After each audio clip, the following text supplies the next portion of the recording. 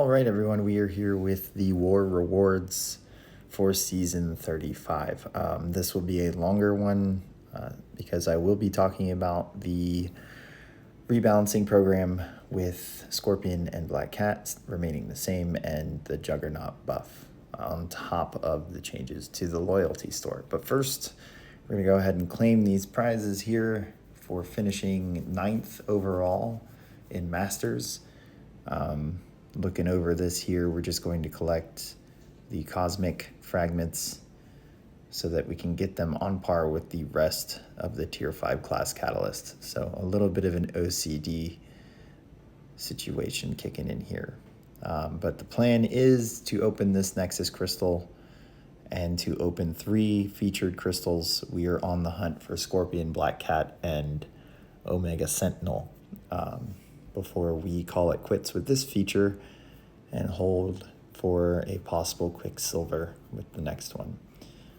So that's rewards. We're going to go ahead and take a look at kill death ratio. Had 52 path fights with 4 deaths on the path, 11 mini boss fights with 1 death to a mini boss, and then no boss fights with no deaths. So probably the worst, or easily the worst season with New Nation.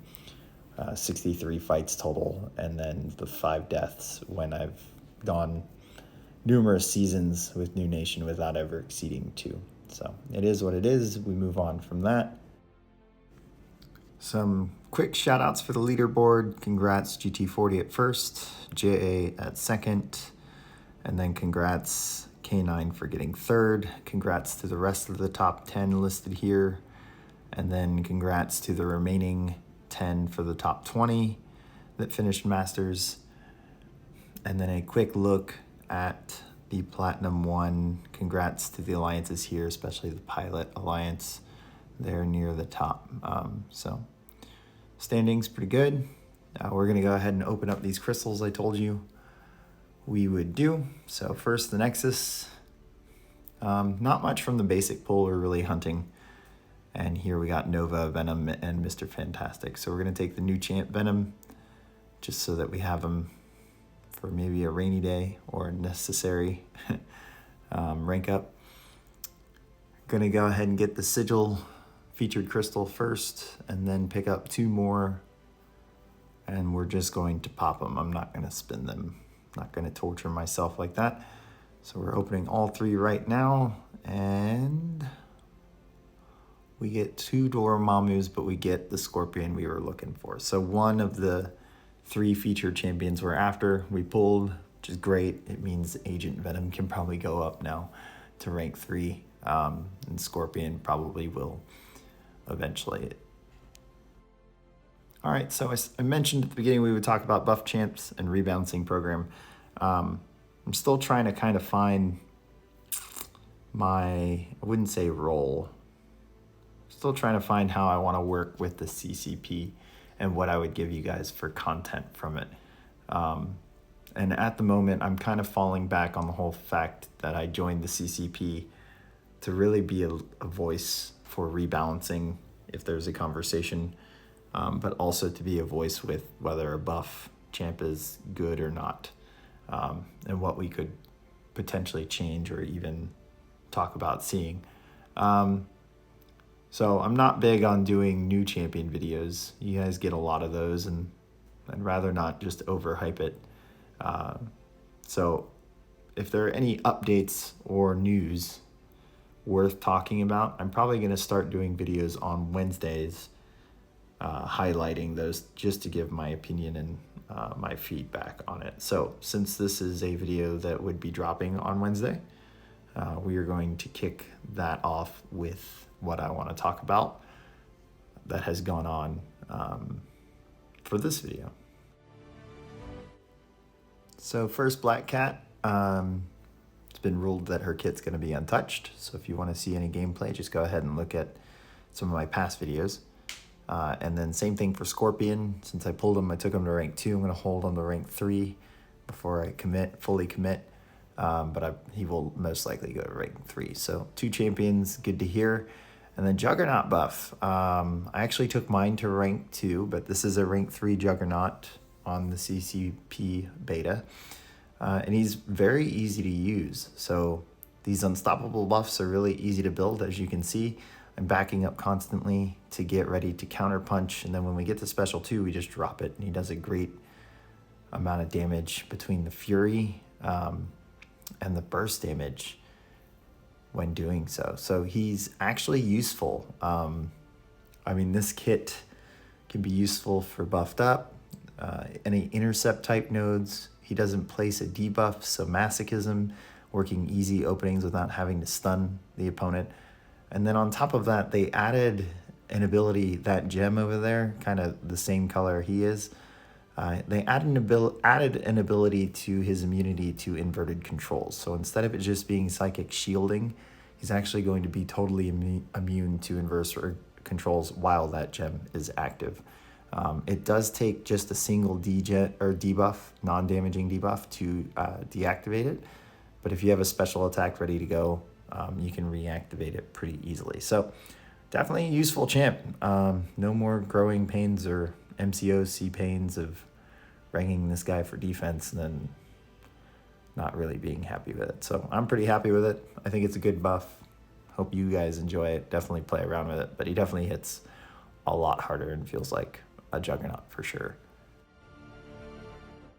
All right, and then we need to talk about this loyalty store update. Now, the class boosts, interesting.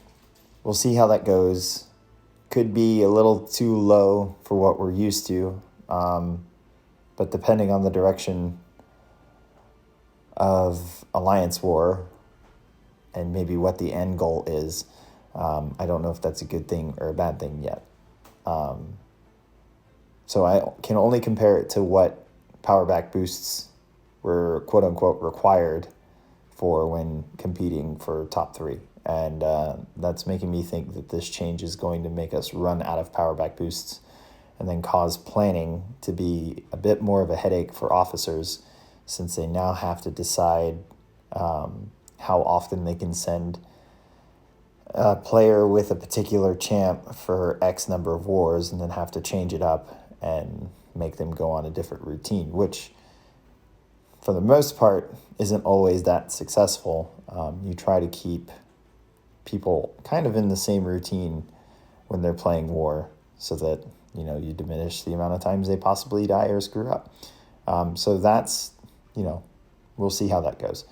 But the biggest change are our formats and the Awakening Gem and the Sig Stones. At the moment, these rewards stand better than if you finish in the top 20. And that's without looking, of course, at the Nexus and the 6-star shards. But what really matters for those individuals up there is ranking defenders up and attackers up, and not so much getting more champions.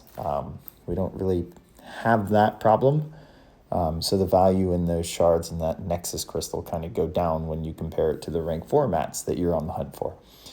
So these items that are here are pretty much, you know, the peak rewards that those individuals are chasing. And without those rank rewards getting buffed at the same time that this dropped, the smartest thing for any alliance to do is to kind of coast by with 40% revives and take the rewards that you end up with off of that, and then save your loyalty and get as much of these as you can before the rank rewards are buffed.